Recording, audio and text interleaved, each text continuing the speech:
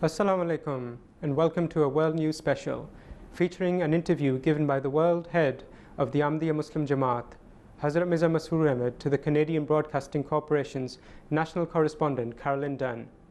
The interview was conducted on the 24th of May in Calgary, Canada, during Hazrat Khalifa V's historic tour of North America. MTA News is very pleased to be able to exclusively bring to you the interview in its entirety, courtesy of CBC. Could you tell me what your, since I'm afraid I wasn't in there for your, for your message in the mosque, tell me what it was, what you were telling the people here in Calgary. I normally pay a visit to my people to enhance their spiritual level, to let them understand their responsibility towards their fellow beings, to become more humble, to become more honest, to become more law-abiding, to become more helpful to the needy people. So this is the message. And of course, to recognize your Creator more than before. The Canadian Office of Religious Freedoms was actually opened in one of your mosques, and I'm wondering what that means to you. Yes, you see, it was the government who requested that they want to inaugurate their new office. And since we Ahmadis are also one of the, as a group, the victims of the persecution in some countries, so they requested that it would be better if the office is opened from our place. So we happily accepted that one. And so otherwise, we didn't mean anything from the government. We didn't want anything from the government. Do you think that Ahmadiyya is a true reflection of a persecuted sect? Ahmadis, so if you know about Ahmadis, you know in 1974, the then government of Pakistan, which was Bhutto regime, they enacted a law against Ahmadis that it was the first ever example, I think, in the history of the political governments, that a political government is taking decision for a certain religion, that whether they are of this faith or not. So they decided and passed the law, and the law was enacted in September 1974, that Ahmadis are not Muslim for the purpose of law and constitution. And later on, when Bhutto was overthrown by Ziaul Haq, he also appeased the mullahs. To appease mullahs, he further reinforced that law by implementing it, that you cannot name yourself as Muslim, name himself. You cannot practice what you want to do. So even this is why the head of the Ahmadiyya community, my predecessor, had to migrate from Pakistan because he could not practice, preach, or even profess his religion, or to train his own people by using Islamic terminology and Islamic teaching. If I can go back on something you told me about the prophecy that Muslims will be here by name and not by practice. Is that what is happening right now, do you think? You see, you can see everywhere. Quran says that you should promote peace. And there are so many verses in the Quran which say that. The Quran says the leaders should properly look after their people, the public. Quran says that give due rights to poor. And in all these Muslim countries, do you think or do you see any of these things is happening? No. Even rights of the people are being denied in Pakistan as we are being persecuted. In Malaysia, in Indonesia, in Syria, in Egypt, and so many other countries. So they are not practicing Muslim now. They are, although they claim that they are Muslim and they are doing according to the teachings of Islam, but they are, I can say, is misconstruing the true teachings of Islam. For people in Canada looking at their news page and at their news feed on Twitter and social media and such, it is literally full of incidents that are even closer to home. Well, from Niger to the Boston Marathon bombing to a threat on the Via Rail train to the horrible murder of a soldier just a few days ago. All done in the name of your religion, purportedly.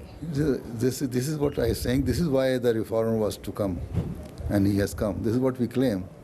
He said that he has come for two main purposes: to let the people understand the responsibilities he owed to his Creator.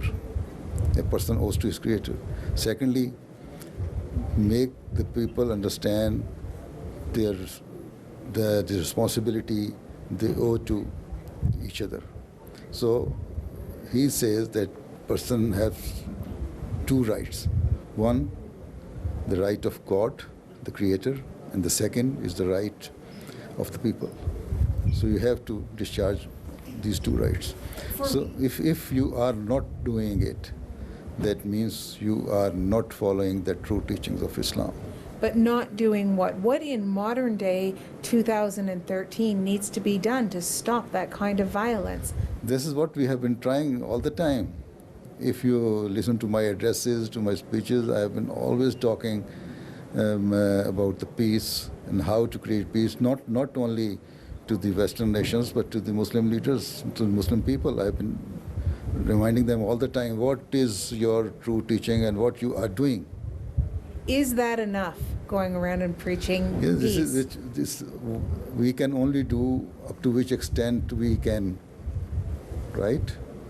So with the limited resources, the limited means we have been trying our level best. Security agencies say that they are changing their tactics, that they are doing different kind of tracking and basically trying to do predictive analysis about who is a threat and who is going to launch one of these do-it-yourself or homegrown attacks. Should the Muslim world be changing its tactics too and looking around at itself? You see, there are some few Muslim groups who are doing all these things in the name of Islam. Even what happened just 2 days ago in the UK, in London, a soldier was killed. Muslim Council has very forcefully rejected that action. They say it is all wrong and we condemn it. So they have done well. But even then, I can say within the Muslim Council, there are some people who will be in favor of this action. And that's what I'm wondering. Does the Muslim community as a whole, Ahmadiyyas and any sect really, do they need to reject it more strongly? Do they need to become part of the solution more than what has been happening? We have been doing our level best what we can do in every part of the world. Is your level best working? Yes, we are working everywhere. Even those who were, victimized, for instance, in United States, 9/11 incident happened, right? We collected last year 10,000 blood bags for the people of United States, and we did a drive with the name Muslim for Peace or no Muslim for Life.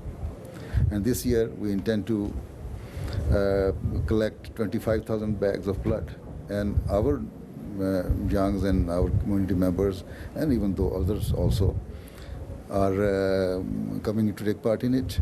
And this Muslim for Life is a big drive in the United States and is being appreciated everywhere in the United States.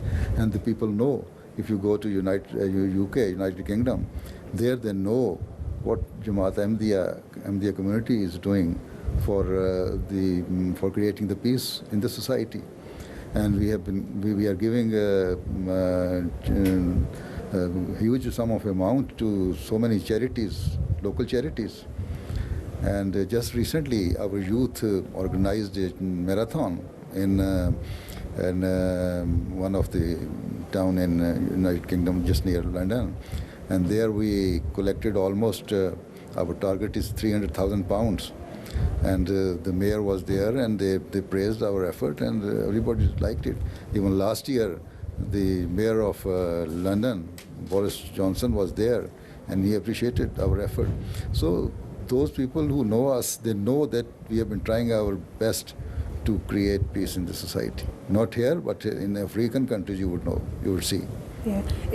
These are all very good works. Do you hope that this is the solution? You see, even do you think we have the power? We don't have the power. Our job is to preach. The Ahmadiyya community is a religious organization whose work is to preach the true teaching of God, right? And this is what we have been doing. Even if, and this is why I always tell the big powers also that you can do, if you take appropriate measures to curb the situation, to make reform among the people, because these are the governments who are helping those governments in Muslim governments. And if they ask them to put firm hand on these organizations and groups, they can do it. But we are also victimized, we are also being persecuted. So we don't have power even. We are the people who are being victimized. We are the people who are persecuted in so many countries. And despite that we have been doing what we can. So you'll have to forgive me. Who is it that has the power to put a firm hand on this? You see, all the station governments are the member of United Nations. This is a political issue, yes. Not a religious issue. Not religious. No religious. You see, it's a matter of politics, not religion. These groups want some powers. They have their own vested interests for which they are fighting for. Why are Muslim youth so vulnerable to radicalization then, if it's a political issue? Not Muslim youth. There are some groups of Muslim youth, yes, and there's also a reaction. You know, some of the people think youth might be youth, you can say, but it's not specifically the youth. There are people of all ages who think that what is happening in Afghanistan is not right. And those Western governments who are playing their role there, it is wrong in their view. So, and in your view? In my view, the strategy should be different. See, what is happening in Syria, and now the Western governments do go there. In my view, it is wrong, and I agree with the Israeli president who said that UN forces should go there, but the forces should comprise of the Arab people, not the Western people, so that the neighboring countries can